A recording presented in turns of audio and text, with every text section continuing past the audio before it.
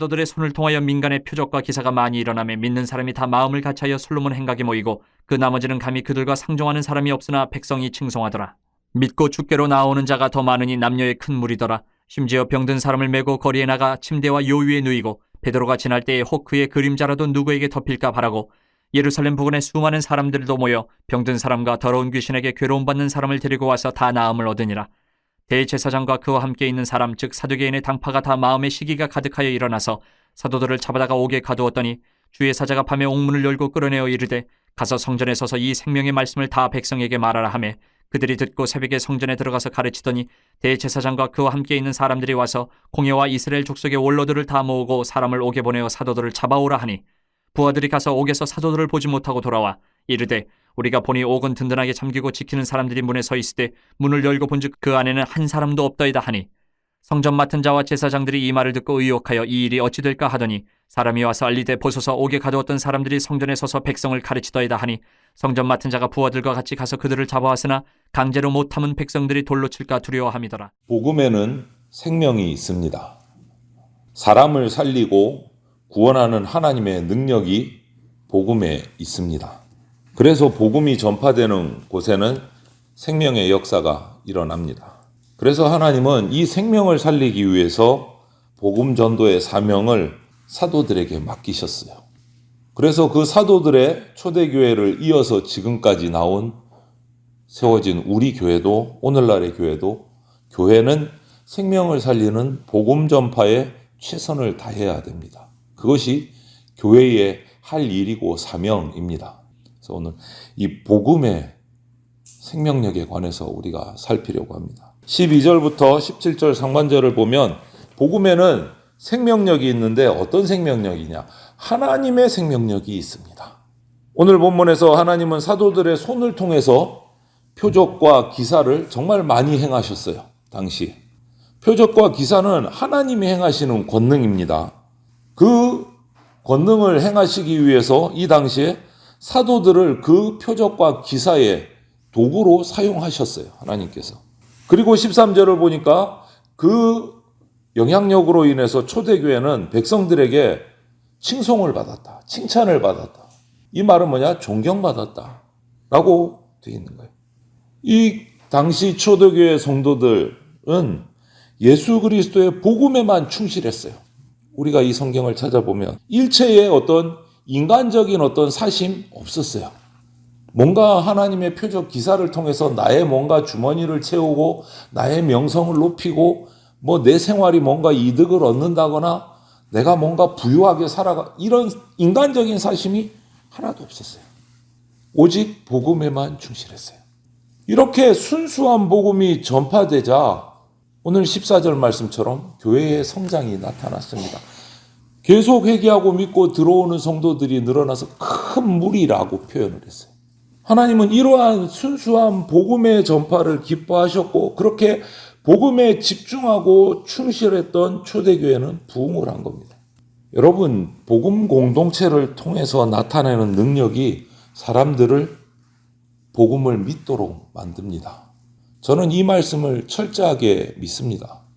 교회가 부흥하는 방법을 이런저런 여러 가지 인간적인 방법들을 이야기하는데 저는 아직까지 이런저런 세미나도 들어보고 성경을 연구해 봤지만 복음에서 떠난 방법은 의미가 없다라고 저는 확신을 합니다.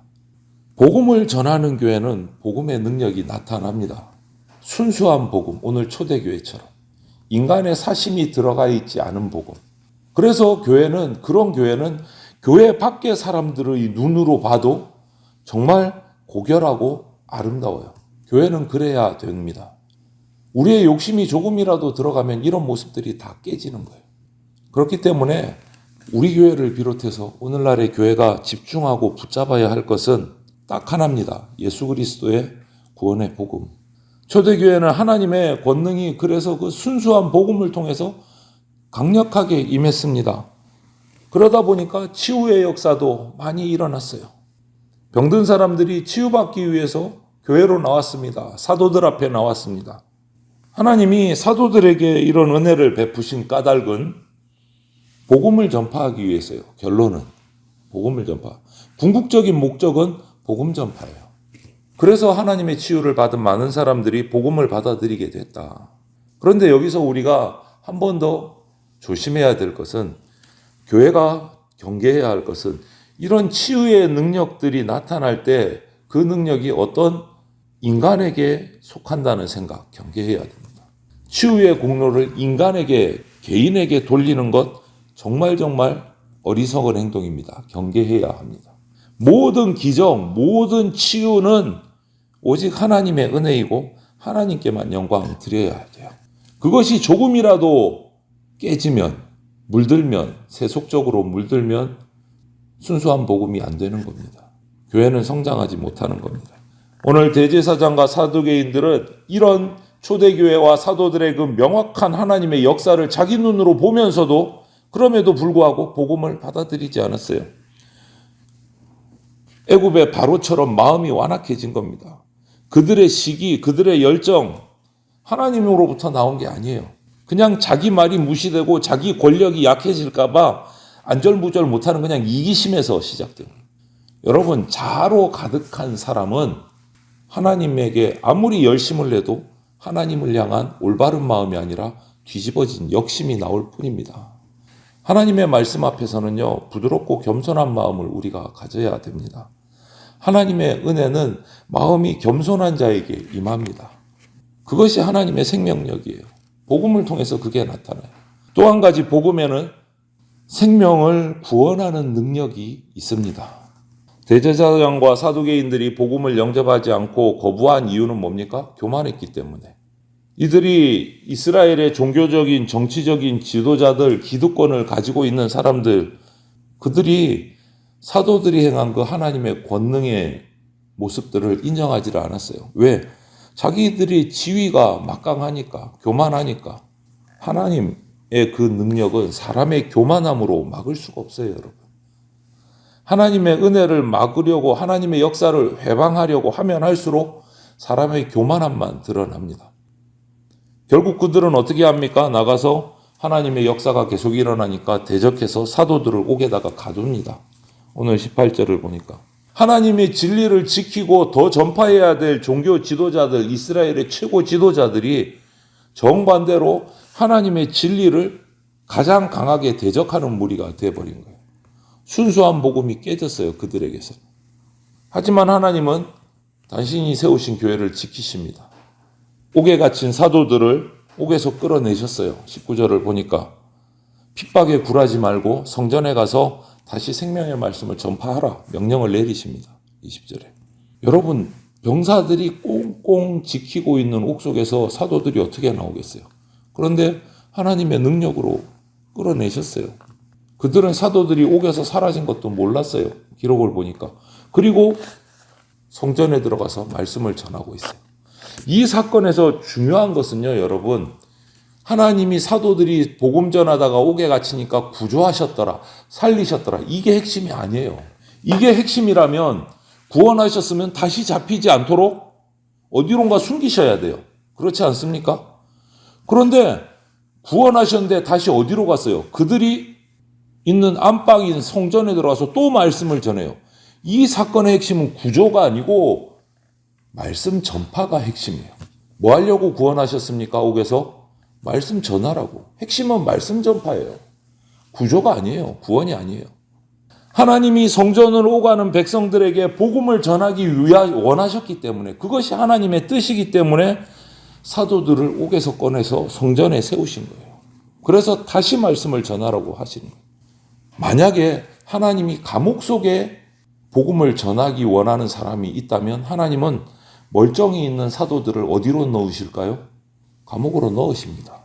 왜? 거기에 복음을 전해야 되기 때문에. 성전에 있는 사람에게 복음을 전하기를 원하셨기 때문에 감옥에 있는 사도들을 옮기셔서 성전에서 말씀을 전하게 하신 거예요. 구조가 목적이 아니에요. 말씀 전파가 핵심이지. 빌립보서에 봐도 그렇잖아요. 옥에다가 집어넣어요. 왜? 거기에 구원할 사람이 있기 때문에. 하나님은 우리를 생명의 말씀을 전하는 곳에 우리를 가져다 두십니다. 우리가 왜 대전 내동에 있을까요? 여기에 구원할 생명이 있기 때문에. 복음에는 사람의 영혼을 구하는 영생, 영원한 생명이 있기 때문에 우리를 사용하시는 거예요. 복음에는 생명을 구원하는 능력이 있습니다, 여러분. 그것을 위해서 우리를 사용하십니다. 우리는 생명의 복음을 전하는데 그래서 최선을 다해야 돼요. 대제사장, 산헤드린 공회의 여러 사람들, 사도들에게 일어난 이런 일들을 보고 깨달았어야 돼요. 하나님의 능력, 하나님의 역사를 깨달았어야 돼요. 아니, 병사들이 그렇게 철저하게 지키고 있는데 하나님의 권능이 아니면 사도들이 그들이 눈치도 못 채게 알 수도 없게 어떻게 옥에서 나가서 다시 성전에서 가르칠 수 있겠어요? 오늘 기록을 보십시오. 데리러 갔어요, 사도들을. 근데 가니까 아무도 없어요. 근데 아무도 몰라. 어떻게 나갔는지. 하나님의 능력이 아니면 일어날 수가 없는 일인 거예요. 그러면 이런 상황을 봤다면 이들은 하나님의 복음의 역사를 인정을 하고 하나님 앞에 나왔어야 돼요. 그런데 26절을 보니까 어떻게 합니까? 또다시 어리석게도 그 성전에 있는 사도들을 또 잡아가요. 어리석은 행동을 또 하는 거예요. 하나님 역사에 이렇게 미련하고 우둔한 자가 되지 않도록 우리는 말씀 앞에 끼어 있어야 됩니다. 여러분, 복음 전파에는 두 가지 현상이 일어납니다. 하나는 생명이 살아나는 구원의 역사가 나타나요. 왜? 복음에는 하나님의 능력이 있고 복음에는 생명을 살리는 능력이 있기 때문에 그래서 복음을 전하면 생명의 구원의 역사가 일어납니다. 이것 때문에 우리 교회는 그 사명을 받은 거예요. 생명의 복음을 전해야 돼요. 순수하게. 그리고 또 한 가지 현상이 일어나는데 복음을 전파하면 오늘 사도들을 옥에 가둔 것과 같은 핍박이 오늘날도 우리 그리스도인과 교회에게 일어납니다. 복음을 전하면 생명이 살아나는 구원의 역사가 일어납니다. 또 한 가지는 핍박이 일어납니다. 이것이 복음 전할 때 일어나는 두 가지 현상입니다. 오늘 본문 말씀에 그대로 나타났어요. 복음이 전파되는 곳에는 생명도 함께 핍박도 따라온다라는 것을 우리가 기억해야 합니다. 그래서 우리 복음 전도자 그리스도인은 핍박과 반발을 두려워해서는 안 됩니다. 왜? 내가 복음을 전하면, 내가 순수한 복음대로 살아가면, 교회가 복음 전파하는 일에 집중을 하면 생명이 구원되지만 반드시 그에 따라 무엇도 온다는 것을 알기 때문에요. 핍박도 온다는 것을 알기 때문에 두려워하지 않아야 됩니다. 이거는 당연히 오는 거야. 왜? 우리가 복음을 똑바로 전하고 있구나라는 것을 반증하는 거예요. 핍박이 온다라는 것을. 복음 전파의 생명과 핍박은 타오르는 불과 같아요. 재와 같아요. 그래서 우리 대전 장로교회 이 공동체가 기도하건대 복음의 능력이 나타나서 핍박 속에서도 많은 영혼을 구원하는 아름다운 그 복음의 공동체가 되기를 주님의 이름으로 축원을 드립니다. 아멘.